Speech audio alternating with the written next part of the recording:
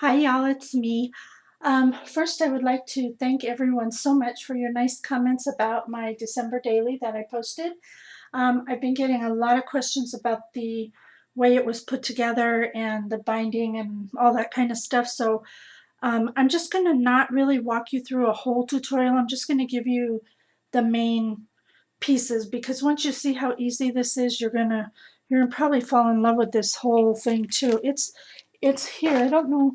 You can see I have the rings here, and then my pages just flip over, which is a really nice way to have this to display in my house. So anyway, let me start by showing you basically how to put the cover together, and then I will talk about the binding. So first of all, you just need to determine the size of the album you want. It can be any size as long as it's equal.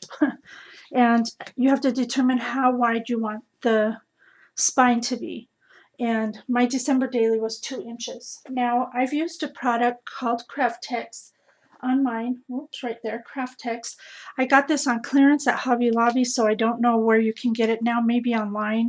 Kathy Orta introduced this to everyone with all of her bookmaking that she does, and it really is a good product. I really fell in love with it, the simplicity of using it, and everything else. For the demonstration, however, I'm not going to be using any because this is just a demonstration and I'll probably toss this. So I just wanted to show you what I use, and in its place for the tutorial I'll be using just cardstock.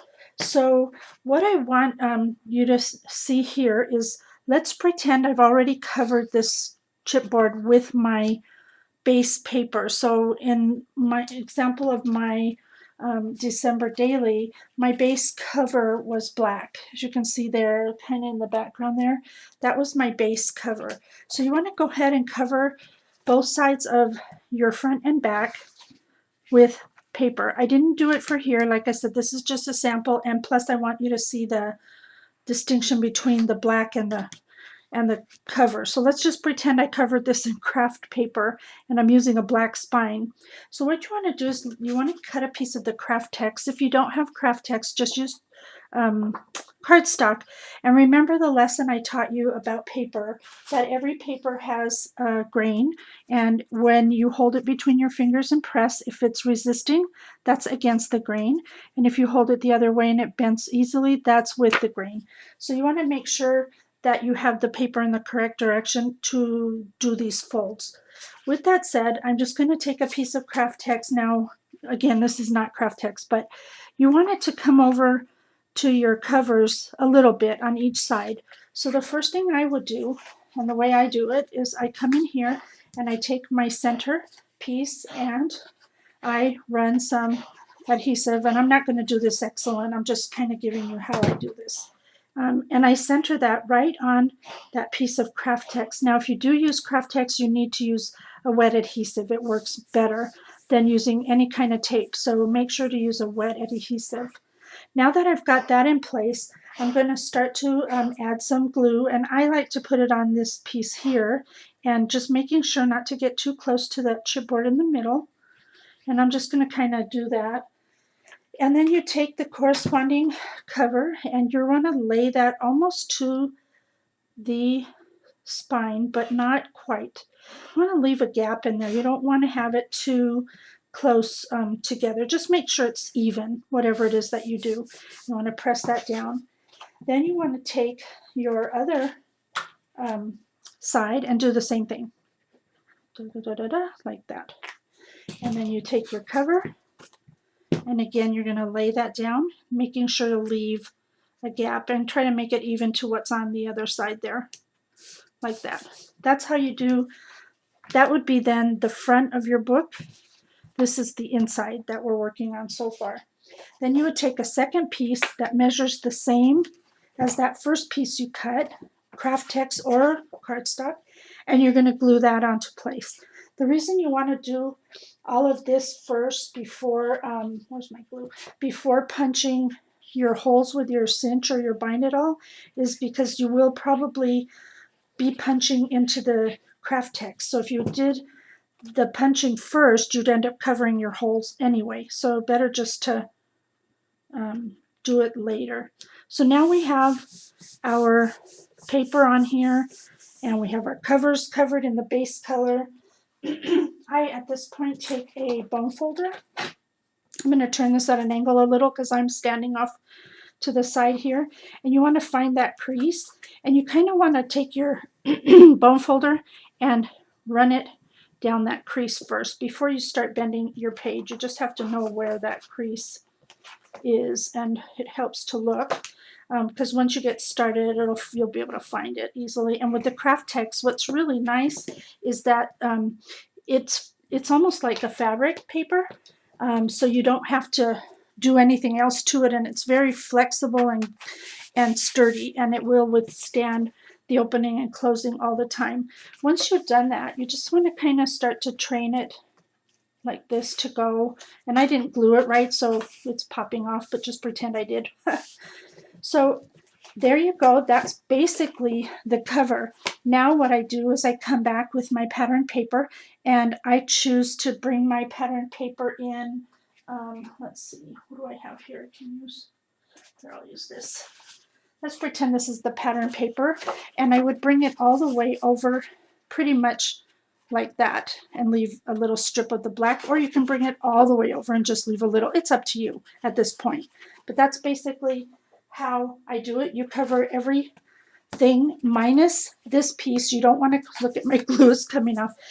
You don't want to glue the pattern paper onto this yet until you punch your holes.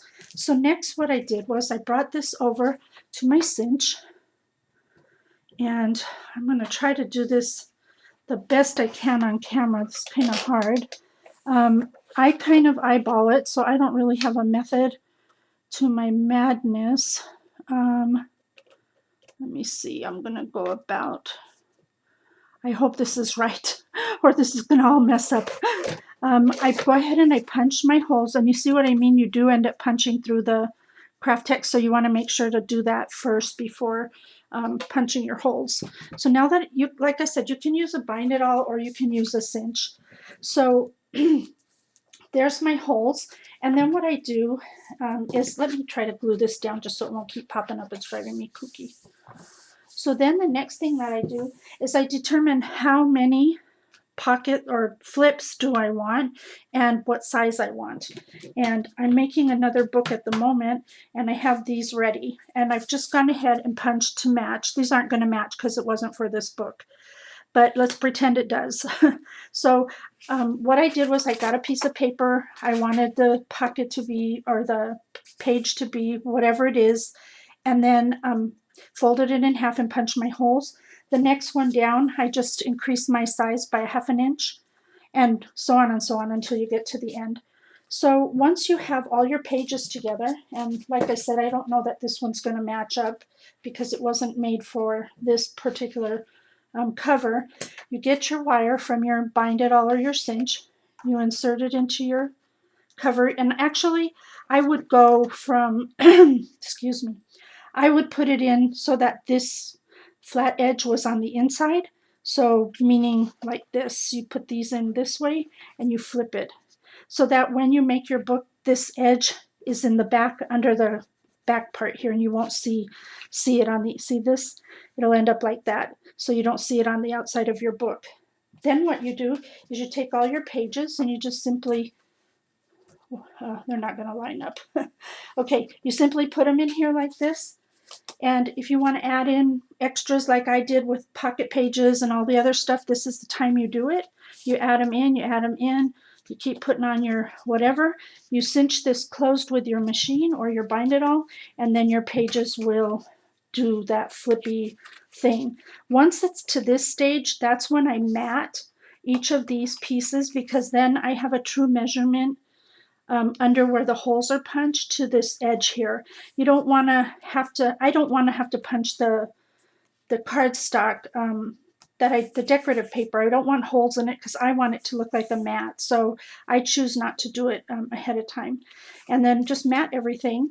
And back here, again, when you choose to mat this last piece with your pattern paper, you want to make sure just to bring it under like this. So you don't need it to go all the way up, because remember, this is going to be black like what I'm working with, so you won't notice that at all.